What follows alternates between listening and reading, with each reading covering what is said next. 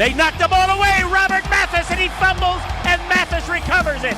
He knocked it free, gets the sack, and the fumble recovery. Come on, let's go. And I want all three of y'all to tell me they will not run this ball today. We need that end zone.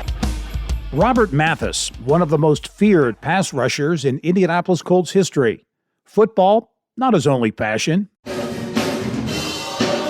Sang in the choir with his mom as a young boy at Holy Temple Baptist Church in South Atlanta, where he is still treated as a hero. He was the youngest of 6 children and was raised by his mother.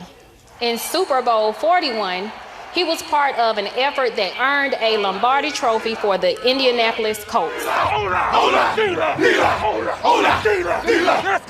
Please welcome home one of our very own Super Bowl champion, Robert Mathis. The incredible story of Colts great Robert Mathis, the kid from Atlanta who's conquered every challenge he's met, from getting drafted out of a Division II school, playing in the NFL for 14 years, and winning a Super Bowl, and how he's giving back to Indianapolis young people now. He's my guest on this episode of the Business and Beyond podcast.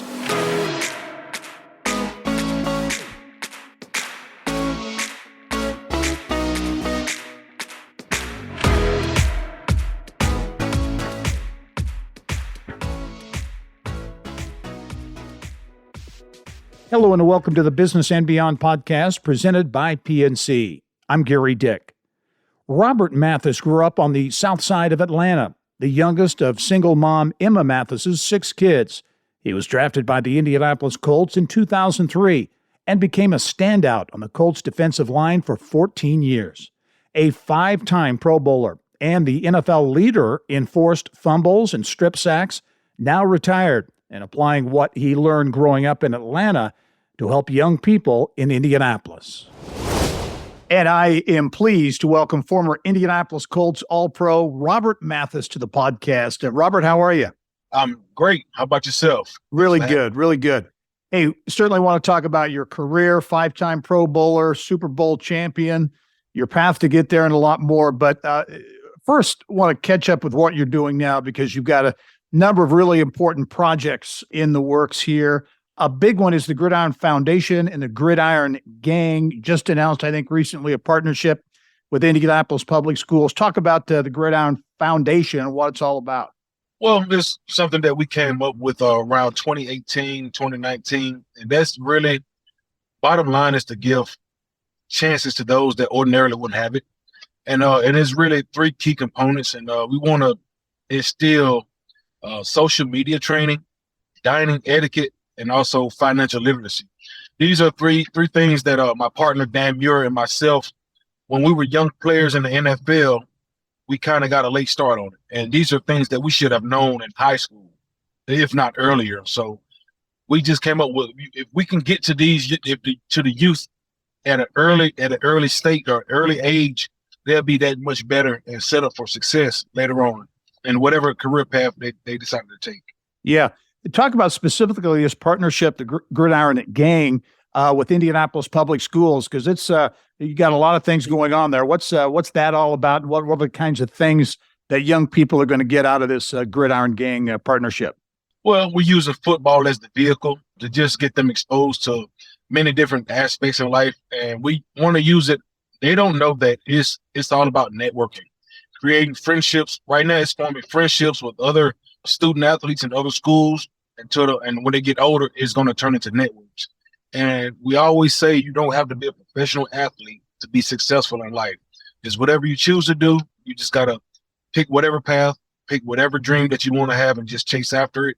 And addition by subtraction, and all the positive things and minus all the negative things, distractions and peer pressure, negative peer pressure, things like that. We just teaching them at an early age just to go after whatever they dream of.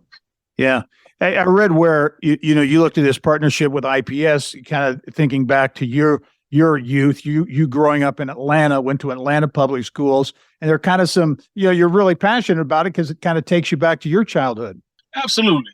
Growing up, I was an Atlanta Falcons, a huge Atlanta Falcons fan. But the catch was I was on the south side of the city, and they were way on the north side. And I can't remember a time if any Atlanta Falcon player came to the South Side to speak or show face or things like that. And I know it would have went a long way with us. And so I just want the Indianapolis public school system to know the children inside of I-465, hey, we don't just talk about it. You know, I'm going to pull up. You're going to see my face, shake my hand. I'm going to talk a little trash to you. But for the most importantly, I'm going to motivate you to chase your dreams.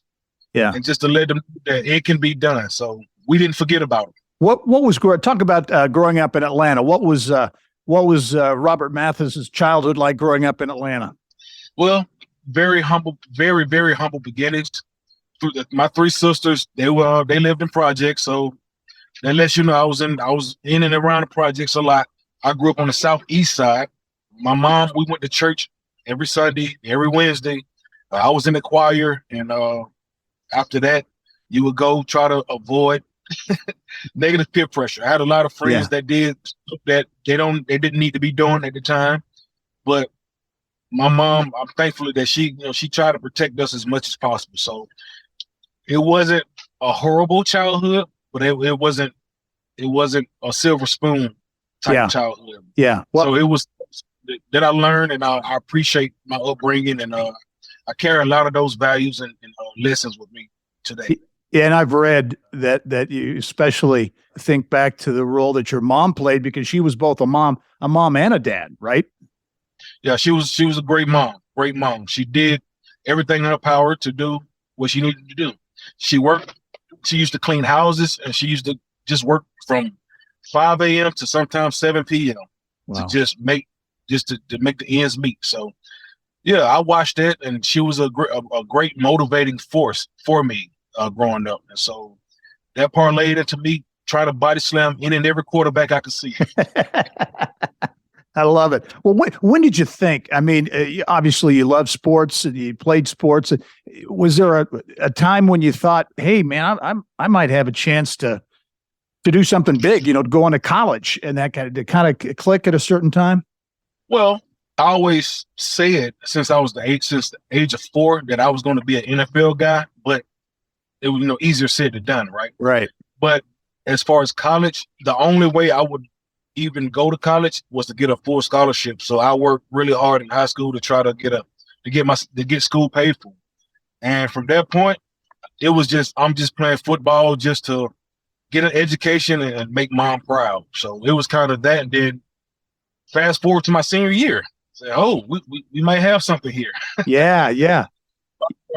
So I just kind of went as hard as I can, as long as I can. And then I got the opportunity with the Indianapolis Colts. And once I got actually into training camp with OTAs, I said, oh, well, maybe I can do this, because I was always taught these guys are bigger, faster, stronger, coming from the big colleges. And because you come from inner city, you too this and you too that, you can't be successful. So it was really when I got my feet inside of Indianapolis, that's when it really the light went on for me. You went to Alabama A&M at HBCU.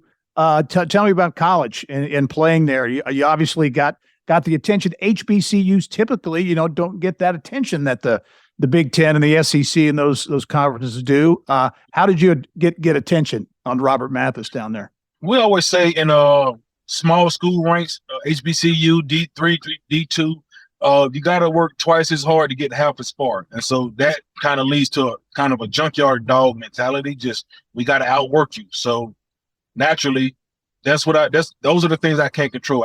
I can control my work ethic. So I'm going to make sure I outwork everybody around me. And I'm not going to try to control the uncontrollables. And that's whether I got a shot or not. It was just, if the opportunity came, I was going to be ready. But my time at Alabama A&M was awesome. Actually, they were the only school that gave me an scholarship offer. Really? Wow. And it just so happened the 1999 season recruiting, the players that they wanted declined them on signing day. So they actually had one left, and they decided to take a chance on me. And the choice was easy for me. So right.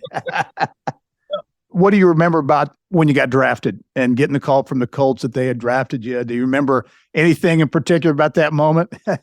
Oh yeah. Very, very funny story. So I had taken a few trips around to a few teams around the NFL prior to the draft. Jacksonville, Detroit, Indianapolis was one of them, and it was a couple others. But during the draft, they were calling me. So they tell you to make sure your lines is clear, nobody's calling because expect a call. So and they gave me like a 3rd round grade. So not mind you, my antenna is up. I'm ready. I got the family over. It's going. We got it going. And so 3rd round comes. I'm starting to get calls. Dallas Cowboys, the San Diego Chargers, Jacksonville Jaguars, Detroit. They say we're going to take you with our next pick. With the next pick in the 2003 draft, the Jacksonville Jaguars take somebody else, not Robert. With the next pick, the Dallas Cowboys take somebody else, not Robert. So this lasted for like from 3rd round to the 5th round. So now I'm a little upset. I'm upset. Well, it's really because they were, don't call my phone. If you're not going to draft me, just don't call me because my family's getting all riled up to the point. Now we come around to the Colts in the 5th round. Well, Bill Polian at the time was like, "We're going to take you." So I'm like, "Yeah, whatever." Yeah. And so the pick comes up, and I just so happened to be in the bathroom because I kind of checked out. I just say, I just want a shot, man. Just give me a whatever shot I get. I just want an opportunity. So he said, "Yeah, you ready to be a coach?" I'm like, "Yes, sir," but I wasn't too high, Yeah, right. I said, "Yes, sir, I am." And so, all right, the pick comes in. Phone rings again. It's Tony Dungy. Like, "Hey, you ready to go?" I'm like, "Yeah," but I had no clue what he's talking about because I was in the bathroom. So I run out and I see my name go across the ticker. The coach select Robert Mathis, man. Every week it was complaints from the neighbors. We were so loud and excited, and it was just like I got my opportunity. So now the work begins. So it was just awesome, something that I would never forget. And I'm always indebted and thankful to the Colts organization and Versay family. Yeah. Did you come into that first camp with the little chip on your shoulder, maybe? Come from a smaller school and. Let me tell you something. I walked in there with a whole oak tree on my shoulder. But yeah, some guys like to use that as negative, just to be sour and kind of just angry about everything. I said, no, I'm just going to work. I got the opportunity. I got what I said I wanted. Oh, that was an opportunity. So I'm just going to use it. And I'm just going to make the most of it. Whatever happens, happens. But I can never say I didn't lay it all out.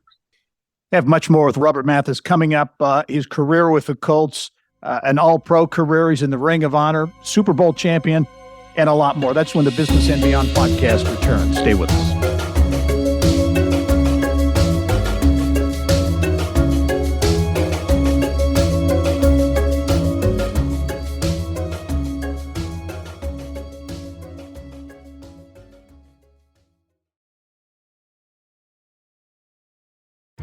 At PNC Bank, we're committed to making a difference in the lives of our customers and communities by helping them move forward financially.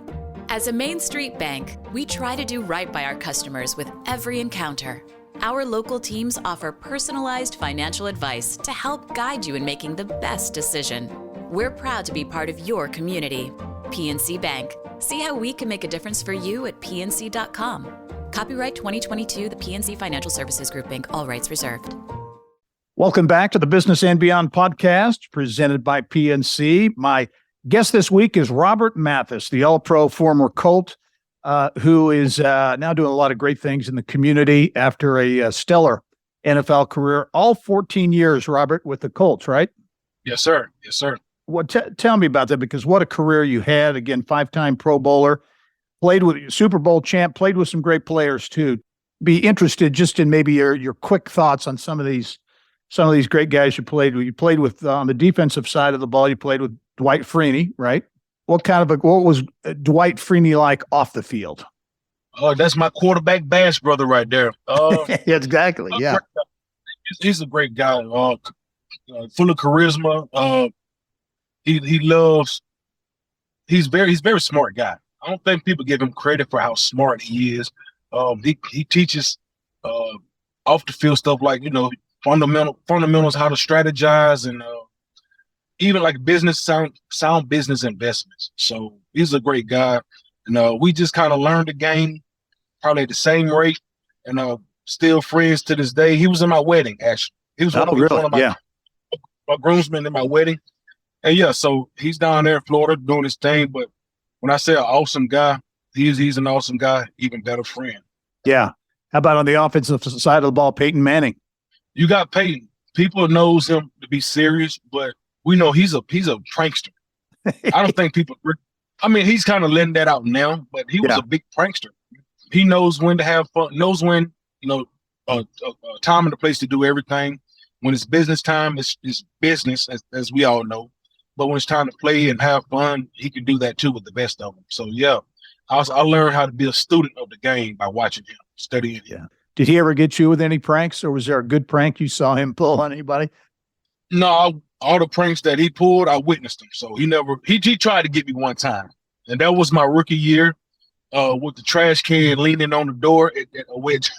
I said, man, no, sir, you're not gonna get me with that, because I just saw you do that to somebody else down the hall. So no, it was fun. It was good times. What I know you had obviously a lot of highlights in your career. Among them, of course, that 2006 Super Bowl win. Talk about that team. And there were people who said, "Gosh, for bad breaks, whatever the case might be, there could have been more Super Bowls." But talk about that 2006 team. Well, I'm gonna start the year before that. Actually, the best team I've ever been a part of was the 2005 team. So talent-wise and team-wise, that was our best team. But we just had a hiccup at the end. I don't deal in excuses. We didn't get the job done. But we had the number one offense and the number one defense that year, scoring defense. We didn't get the job done. So the following year, we started out hot, we were undefeated, and then we hit a snag defensively because we just couldn't stop running water, man. We couldn't stop water. But we galvanized, and we just believed in each other, and just believed in the coaching, believed in everything, and just understood we have the tools to get the job done. And the resilience of that team, which just ran it all the way to the championship, we had to defy a lot of odds, beating the Patriots in the playoffs. Winning in the elements in a Super Bowl, Peyton, Dungy, and Polian saying that they're not able to win the big one. They all win. So it was just so many things. Beating the Patriots again in the playoffs. I was going to ask you about that, because obviously, as a fan, we witnessed it. I was there, but how big was that? I mean, it was you beat the Patriots to go to the Super Bowl. So that's a big win, no matter who you beat. But to beat the Patriots and to come back, it was a big comeback. It was a hell of a game. What was that like? I will always say, no offense to the Chicago Bears, the organization, or anything. Just hear me out. But the Patriots, that was the Super Bowl. Yeah. Although we had a game after that, that was the Super Bowl, because we knew once we got past them, we were going to win the Super Bowl. Yeah. Yeah. So that's talking after the fact. That was just how we thought. We beat these guys. It's over. Yeah. What on the downside, the loss to the Saints, was that 2009? 2009 season. Yes. 9. And again, as a fan, I can remember, watching the game, and you seem to have it in control, and then the second half comes and things go down. How disappointing was that? It's extremely disappointing, because on one hand, you won the Super Bowl, and how great you feel winning the Super Bowl, that same feeling on the opposite end of the spectrum, that's how it feels to lose it. To know that you went all the way, all 24 weeks, you were right there, and you fell short. But it was their year. The crowd was spilled milk. But tilt my hat to the Saints, but man, it hurt. It really hurt. I just hate. Right, not too long after that team, the core of that team broke up, because, we felt like we could have had a few more championship runs, but that's the nature of the business. Yeah. What year? When did you retire? That was after the 2016 year. So January 1st, 2017 was my last game. Yeah. How tough was it to call it quits? Were you ready, or was it a tough call for you? Well, yet again, I would say I tilt my hat to the Colts, and I really appreciate them because they let me retire on my own terms. Mm-hmm. And I knew it was time by week 2 of that season. I said, yeah. Uh-huh. Because your body would tell you it's time to retire before your mind does. Like Yeah. in my mind, I could still be playing right now. Right. But your body will tell you, look here, it's time to stop. Yeah. How about this team, the current team? Colts obviously have had a couple challenging years here, but new coach, high profile draft pick. What do you think of the new coach, Shane Steichen? From what I hear, he's a brilliant mind, coaching mind. So now we have the quarterback talent. So now I feel with everything else we have, we needed the quarterback, a young quarterback. Now we have a coach that everybody says is brilliant. So I'm waiting to see just like everybody else. Yeah. Do you still live and die? You live and die with the Colts every week? Yeah. I'm right here. I'm not moving off my spot. So I'm right here. That's good. How about what a thrill it must have been to go into the Ring of Honor? Absolutely. To be at the table with all these greats, Peyton, Jeff, Edrin, Dwight, Reggie, Marv, all these, Bill Brooks, and for you to get your coat. Yeah. It was just a great, man. It was awesome. And just to see the fans just embrace you and they get to cheer for you one last time. It was awesome. Hey, what's next for Robert Mathis? I assume you got a big focus on your foundation and the things you're doing with young people. Is that your focus going forward?